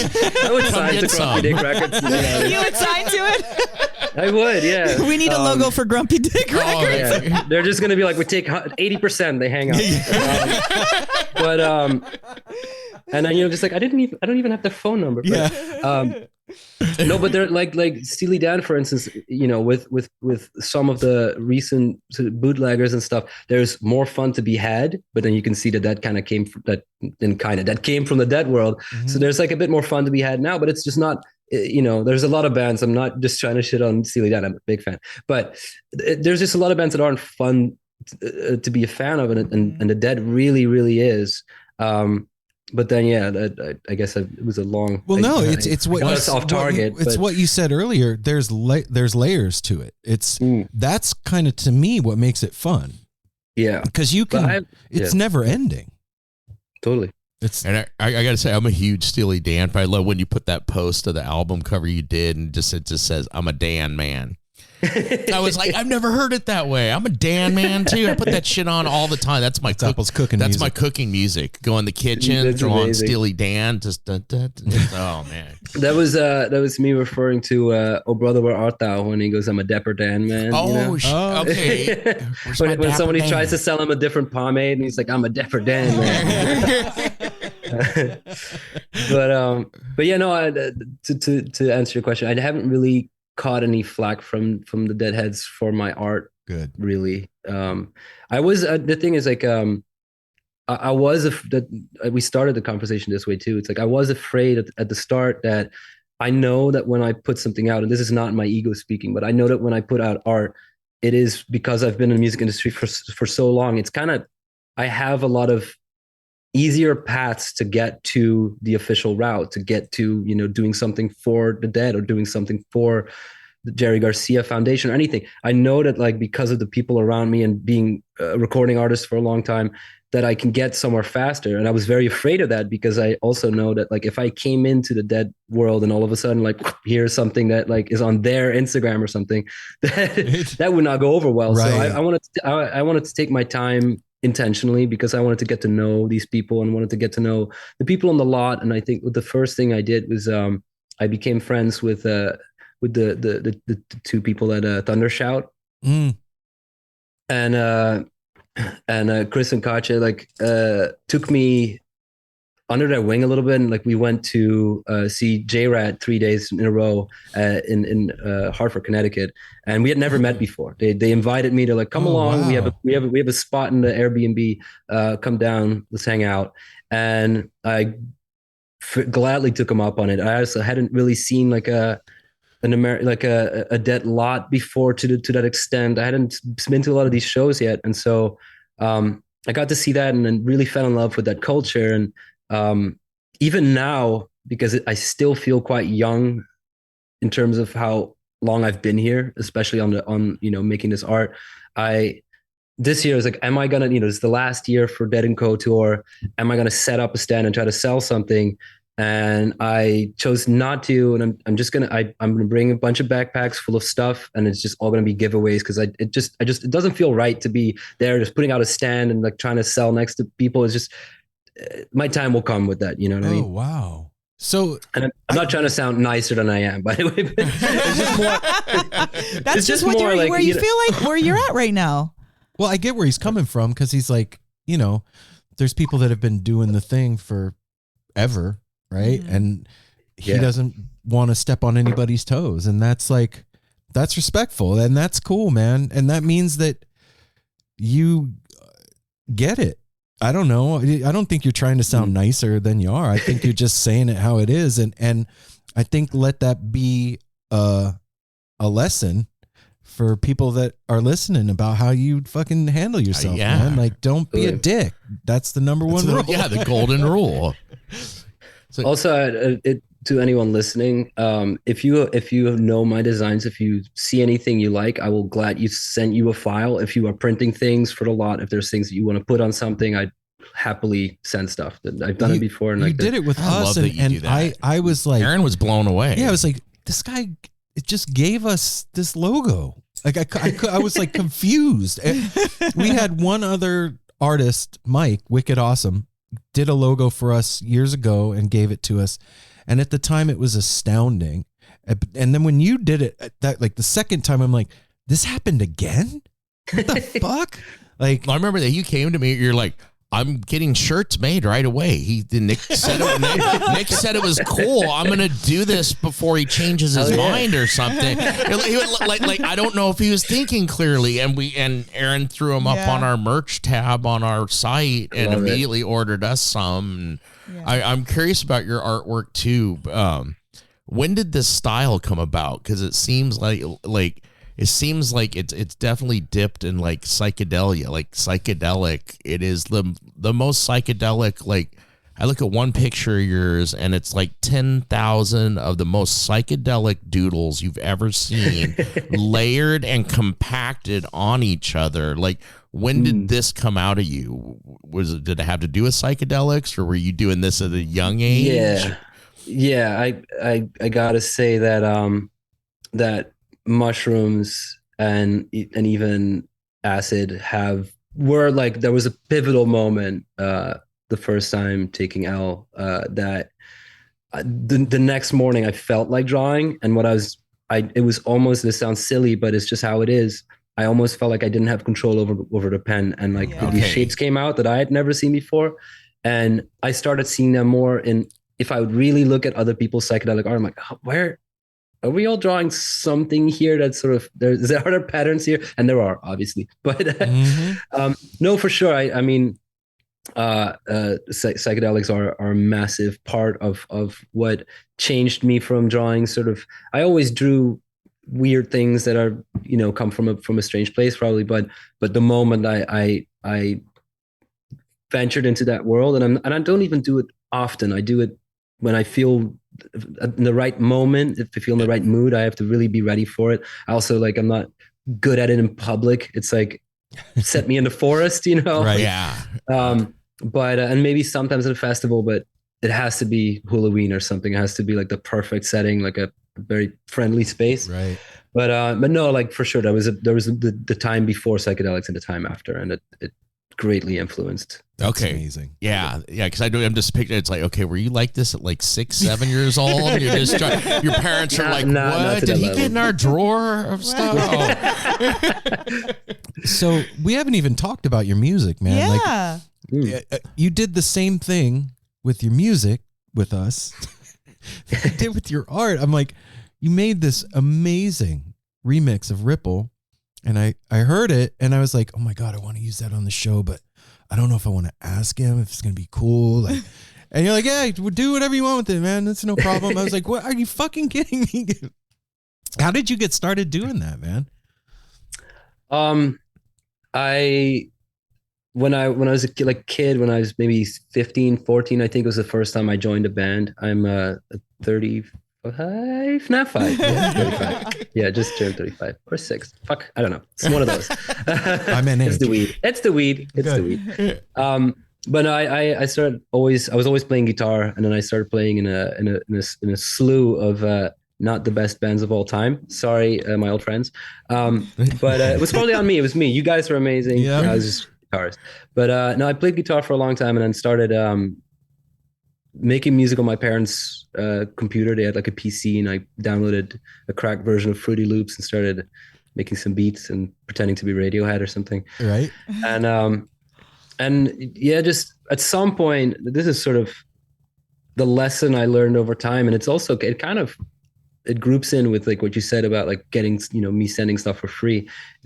For a while there in my early to mid 20s, I was really trying to be a pop star and trying to break out and like work with all these producers, and everyone was telling me what to do, and I listened because they had plaques on the wall and I did not.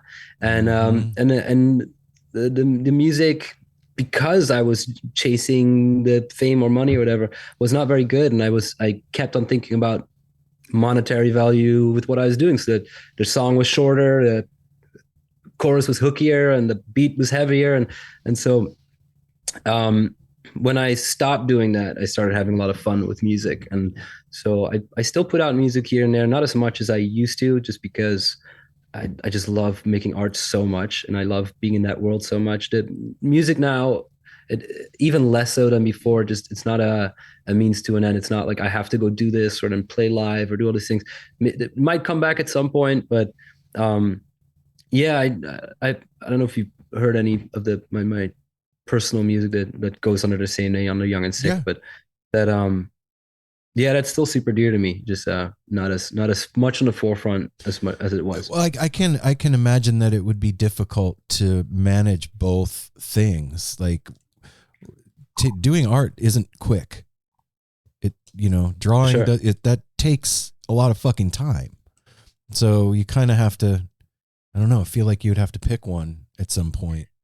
For sure. For a long time, I was really doing 50-50. And I think one of the biggest things I saw is that because I was spending 50-50 on both, my growth in both was happening at sort of the halfway rate too. So now that I'm focusing more on one, and maybe in a year's time, I will focus more on music again and whatever. But yeah, when you focus on one thing, really, you start living it way more. So I was like being able to do both, but art for me is like the thing that It's really makes me happy. It's a trip, man. Like I don't draw as much as I should, but agreed. But when I do, I don't know if you're like this, but like my head is always going a million miles an hour. Always. And when I draw, all of it shuts off. 100%. And it's almost creepy in a way if I pay attention to it in the moment while it's happening. It's like you're in a room with thousands of people, and all of a sudden you realize you're in there alone, and it's like, what the fuck? It's like a noise canceling headphones. Yes. 100% like that. Exactly like that. Wow. That's weird that you said that. What do you think that is? I don't know. I mean, I've never questioned it because I'm afraid that then it won't be there anymore. Okay, that's fair. No. I don't know. It's like, to me, it's like what I assume other people feel. Not assume, but what I wonder if that's what other people feel when they meditate. Because I've never been able to get to that state unless I'm drawing and just sitting at my desk and just not thinking about anything. Probably I'm usually watching something. There's usually like Star Wars on or something. I'm just sitting with my headphones, just drawing, and it's a Zen-like state where just nothing matters, nothing's going on unless somebody tries to call me or whatever. Yeah. But yeah, no, I think I equate it to sort of like meditation of some sort. It's definitely, I hear people talk about flow state and achieving flow state and how when you do that, time kind of becomes irrelevant. It doesn't exist. And I noticed, like, I'll be drawing and I'm like, I'm going to do this for an hour. And then I'll look up and it's been like 3 hours. Like, oh shit, I got other stuff I need to be doing. And I think that's a way that, like, as human beings, we can pinpoint what our talent is. You know what I mean? A lot of people are searching for something that gives them fulfillment in life, something that makes them feel good, something that dampens the noise of the world, or at least gives them fulfillment, and don't know how to find it. And I don't know. I told my kids, like, what are you doing when you're not doing what you're supposed to be doing? Yeah, that's probably what you should. It's a great question. You know what I mean? Like, when you're supposed to be doing something else, what are you doing? And those are the things that, like, bring us joy and come from our passion and make us feel good. And I think those are the things that when we put them out into the world, people feel.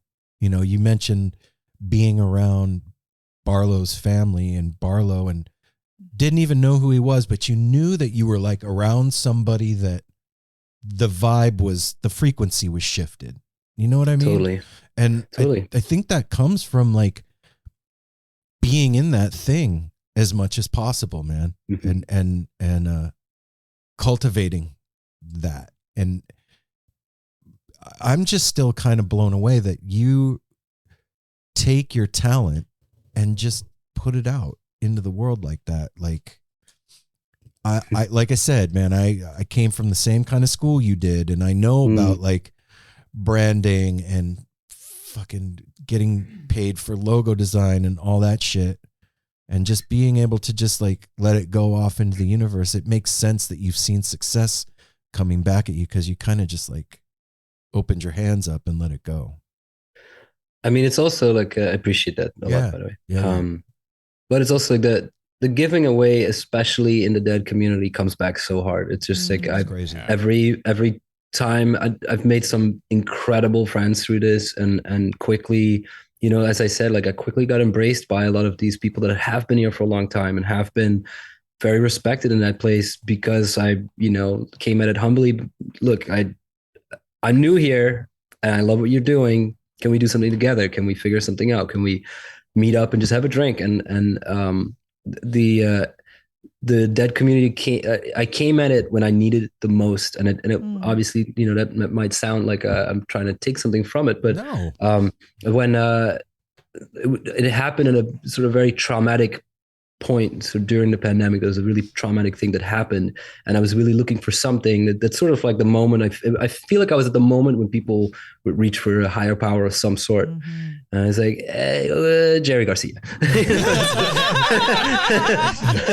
Oh shit! And so, that's as good a saint as any. Well done. Yeah. Saint Jerome. And so that's why I started getting deeper into it, and I started, like, listening to all the audio books that were available about, like, what happened to a lot of these people, whether it was you know, Bear's book or the main Grateful Dead book. I forget what it's called, Long Strange Trip. That one. And I just started listening to the audiobooks, and I would stop the audiobook because they were talking about a certain show, listen to it, and I understand why people are that close to it, because it almost felt like this is sort of like what sort of Bible scholars do, you know? Like, yeah. It was like reading all this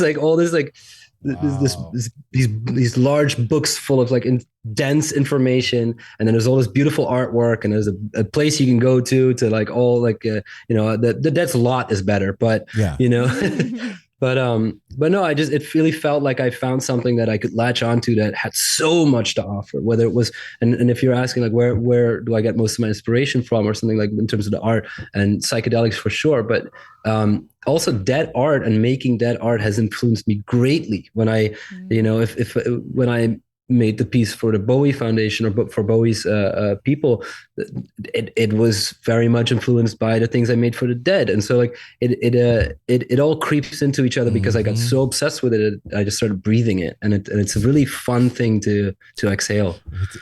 Yeah, man, that's fucking well said right there, brother. That's beautiful. It really is something wonderful to exhale, and your experience with this thing is totally, wholly, and completely your own, right? Like nobody can have your experience because they're not you, but a lot of us have had that experience in our own special kind of a way.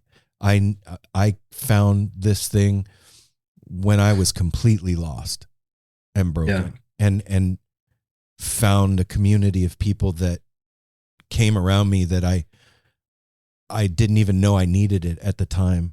You know what I mean? And it gave me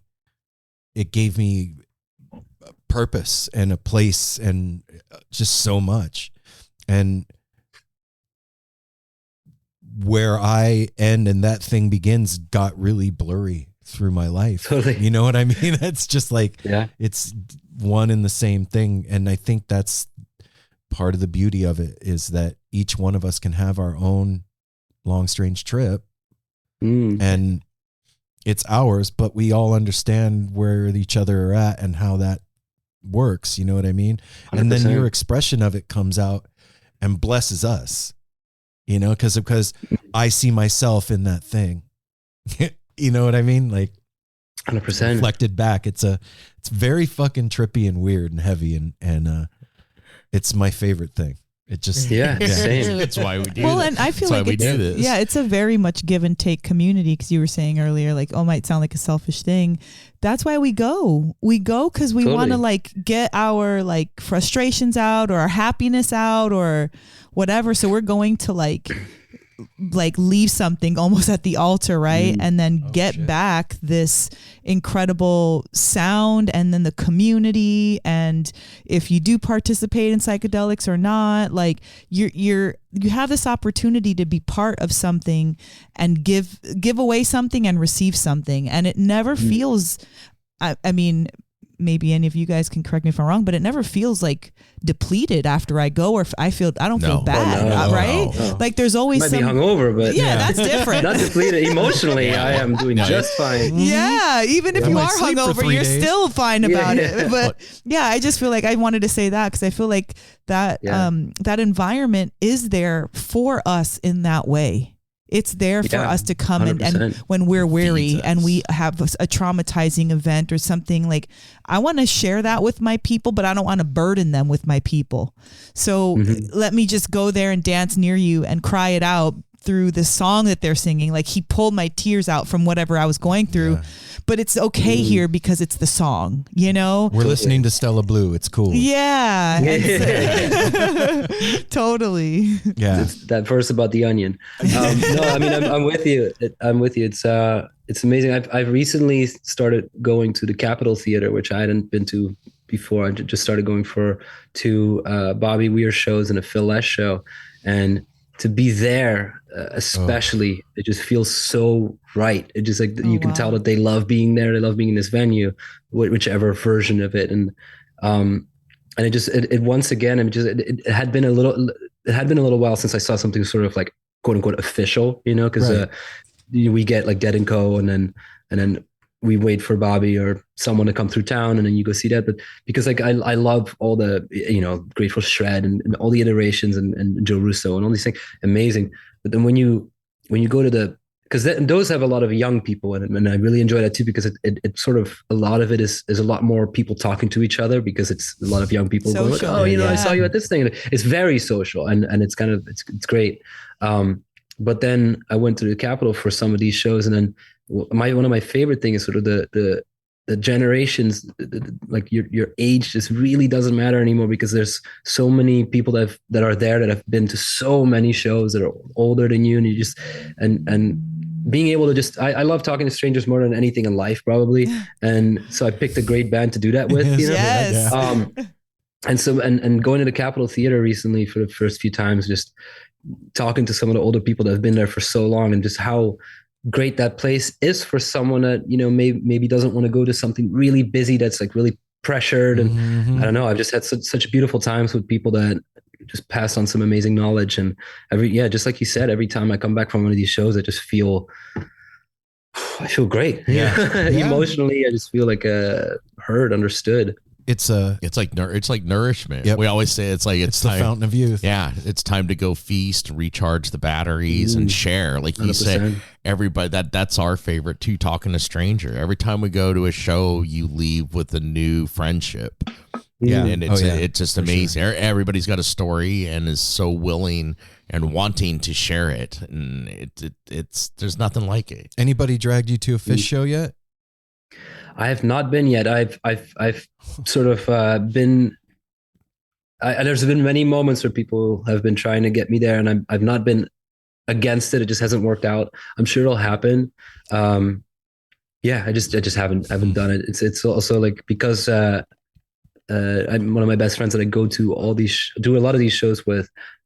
He's also very big on Fish and does the MSG, like goes to everyone, which at some point I think that's the introduction I want. I want Madison Square Garden, one of the big, one of the big weird ones, just to see really I say a buddy like that's going to get you to the right show. He probably can't wait. Like, I can't wait to get him to the show. And as the Cap Theater is to the Grateful Dead world, Madison Square Garden is to the Fish world. So like seeing them there, it's like home court advantage. Yeah, exactly. And yeah, go. All I have to say, Nick, is go. You're gonna have a fucking great time. It'd be interesting to see what kind of inspiration brings to your art too. Yeah, I bet that's true. Super silly. It fits. My favorite sort of band outside of the Dead to go see is String Cheese. I just absolutely love that. And my favorite festival in the US is Halloween, and so I keep going back there. Have you been? No, but we've had some friends that just like you need to do it for us to go. Please, it's time. Go this year. Because it's the what is it, 10th anniversary? The lineup is so crazy good this year. It's so crazy. Yeah. And what makes it special? What makes it special? It's quite small. It's like I think it's like 20,000 people. I think in total. I think it's very small. And half of the budget of the whole thing gets spent on experiential things. And the lineup is fantastic. The lineup is amazing. The tickets sell out in no time because it's so amazing. But the crowd is incredible because they're my favorite kind of hippies. They're Southern hippies. So they're all a little weird, a little weirder maybe. Right? Because it's in Alabama. It's like on the Alabama-Florida border. It's such a beautifully weird place, and it's just absolutely stunning. Like the art they put out everywhere is gorgeous.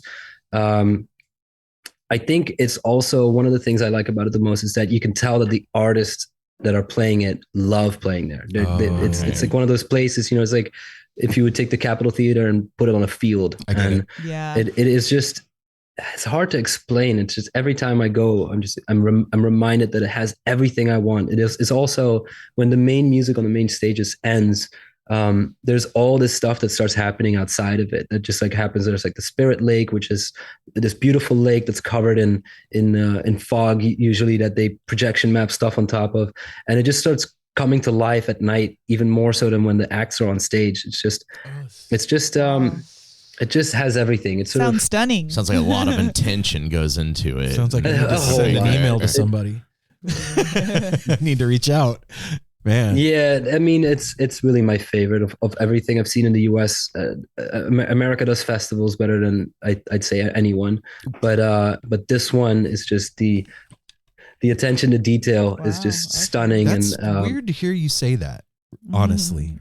Well, because we always look at, especially when it comes to like EDM stuff. You look at the festivals in Europe, and they just look like so over the top different than here, for sure. And metal too, like the Norway death metal fests. Yeah, for sure. I mean, for metal in the US, you might not find what you'd find in the Scandinavian islands, and also when it comes to EDM though, if you look at like how crazy those like Tomorrowland type things look. I might be wrong here, but I'm pretty sure that what happened is that this started happening in the US. They started blowing all these things up, making it really beautiful and crazy. And then it came back to into Europe because when I was younger, we didn't have that. Our festivals were, especially for rave music and techno, was very much like big warehouses and not so much like screens and stuff like that. That's something from the last couple of years. And I really do feel that that's a pretty like there's some companies in Europe that have started to do that a lot, but I still think that America, like even like EDC, if you would go for the EDM thing, like there's nothing crazier than that. Right. Okay. I think that I mean the experiential part of going to the festival too, like what you're talking about with Halloween, it's such an important ingredient in the festival experience. And, the people that you're there with, obviously the friends that you meet there, obviously that's a huge part of it. But the experience of the atmosphere of the thing is essential to the experience of it. You know what I mean? And having somewhere like what you're talking about, where the attention to detail is really paid attention to. That sounds fucking awesome, man. It is. I mean, it's also like, just like you said, the experiential part is probably as important because it's also a festival. You're not going to see your band play your favorite set ever because they're not at the show sound checking as long as they would. They're not. They don't get the sound they want. They don't get the time to put on the show they want. It's like it's not. I mean, having played a bunch of festivals, it's like I love it. I had some of my favorite shows at festivals just because we got to play for people who never heard of us. We got to play and then see all this music. I love it. A lot of bands don't like playing festivals just because it is rushed. It's sort of like you don't get the sound check you want. You probably don't get the sound you want, but that makes it all the more important that the outside thing, the thing that is everything outside of the music should be really perfect looked after.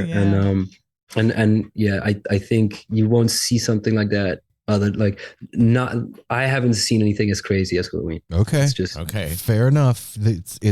We'll talk. Highly recommend.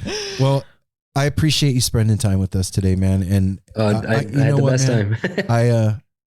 We need to hang out. That's all I know. We need to hit a show together. So let's stay in touch, man. And, I really enjoyed listening to your take on the Dead scene and just how you entered it and like what it's given you and stuff like that. It's really cool to hear another person's perspective, especially maybe because you're not from the United States. And so you did have an outsider's view, and then to kind of have the full circle of having that outsider view and then being invited in and accepted in, and now you have earned a place and also genuinely like it and learned it. It's really a like just great to hear and see your point of view and your perspective. And we love your art so much. Thank you so much, for real. Yeah, no, that's a short. Whenever you need any, on the house. Thank you, brother. No, this is short and simple. Thank you so much, Nick. Thank you for doing what you do and sharing it with everybody. That's really special, man. Yeah. Thank you. Right on, Nick. We'll hang out soon. Yeah, we'll hang out for sure, man. I'll be in touch. I'll let you know when this is coming out and all that. Beautiful. All right, brother. Much love to you, man. We'll talk to you soon. Peace. Bye. Bye, Nick. Bye. Oh man, that's fucking sweet human being right there. You could see in his eyes. You could see even his hungover eyes. You could see. Okay, now I got to say this to you guys. Fine. You guys do realize we've been punked? That was just Brian with a wig on. Brian. Oh, that was Brian with a wig on. When he came on, I was like, that looks like Brian. Like he could be Brian's brother. Yeah, a little bit. Yeah, same eyes, the beard, all, everything, and the Netherlands. I love what you said, Mel, about having an outsider's view and then being on the inside of it now, and like having a place in it.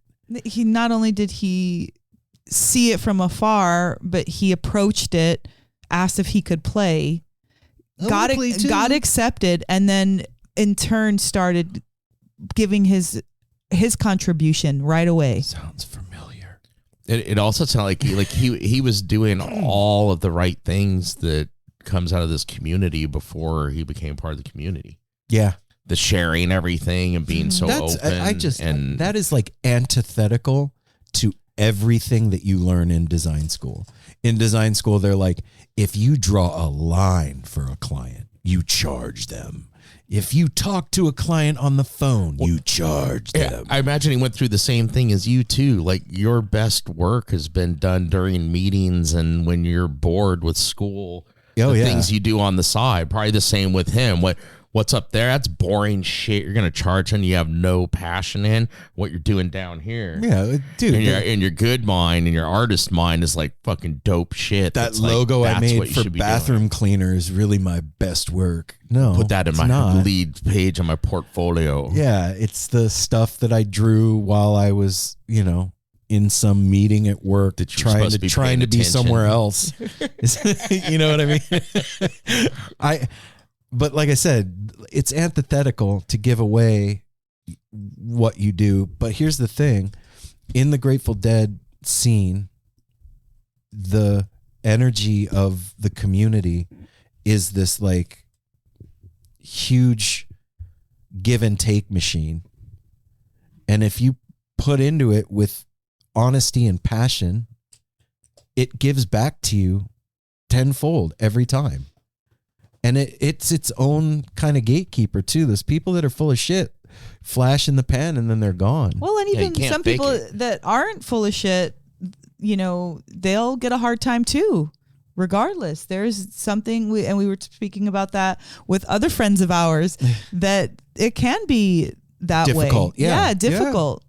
Well, and I think that we forget that as Deadheads and being in the jam scene. We are all a very loving bunch. I have seen that, but there's a yin and a yang to everything. Yeah. There's a dark side and an underbelly and a sewerage to every beautiful hotel. Like you go there and you're like, oh my God, look at this room with a view. And then there's rats in the walls. Exactly. There's freaking dust mites and freaking wharf rats, bed bugs or whatever. So just remember that. So have a happy Saturday. Yeah. Happy Easter, everybody. Woo. Oh yeah. Tomorrow's Easter. Huh? Yeah. Yep. Wow. I love the internet because it is responsible for this. And I'm really happy we have a new friend. Yep. So I Thanks, Nick. urge all of you to go check out his stuff. He's cool. And it's at Young and Sick on Instagram. And we will be back on Monday with another episode of the No Simple Road Weekly Rewind, produced in collaboration with the Edible Beats out of Denver, Colorado. And until then, smile as stranger, safety third, wash your hands, clean love your one ass, another, be artistic, hydrate, pet your dog. It's springtime. Don't forget that salad. It's just salad.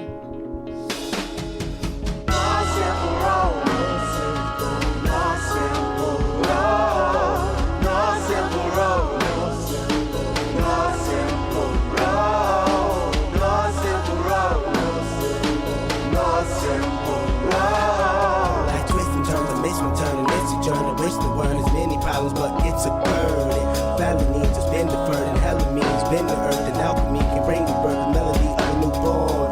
So persistent, so resistant, so insistent, so commitment, so resilient, or haven't you learned it? No simple road.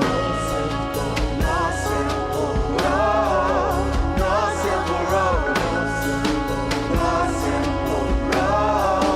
No simple road. No simple road. My windshield is shattered as I focus through the spot in the corner that is still intact. The react is both a defense mechanism as well as a fear. We've traveled this road before, so we may think, but it's a tad bit of strange similarities that feed an A equal A complex. The fears of your past do not equal the perplexities of the current road.